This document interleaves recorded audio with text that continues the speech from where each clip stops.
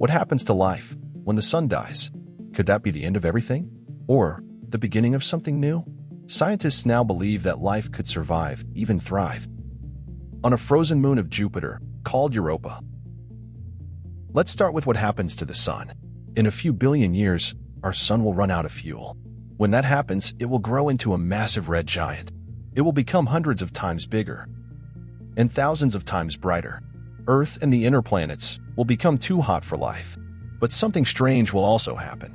The habitable zone, the area where temperatures allow liquid water, will shift outward toward the outer solar system.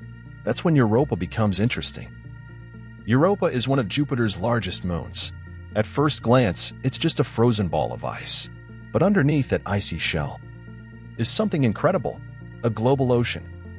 That ocean might be more massive than all the oceans on Earth combined. And here's the amazing part. That ocean is kept warm not by sunlight, but by tidal heating. As Europa orbits Jupiter, it's pulled and stretched by gravity. That tug-of-war creates friction deep inside, and that friction generates heat, enough to keep the ocean in liquid form. Now, let's talk about life. To support life, you need water, energy, and chemistry. Europa has water. It has energy from tidal heating. But what about chemistry? Here's where Jupiter helps again. Jupiter bombards Europa's surface with radiation. That radiation creates oxidants, molecules that could help life survive. These chemicals may sink into the ocean below and serve as food for tiny life forms. Now imagine this.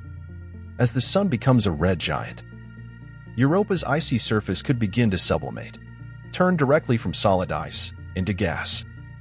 A thin atmosphere might form, and for a short time, Europa's surface might become more active and even more welcoming to life. NASA is preparing to explore this world. The Europa Clipper mission will launch soon.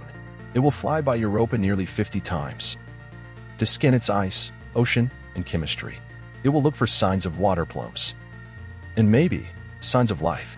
If Europa is venting ocean water into space, we might not need to land to find out what's down there.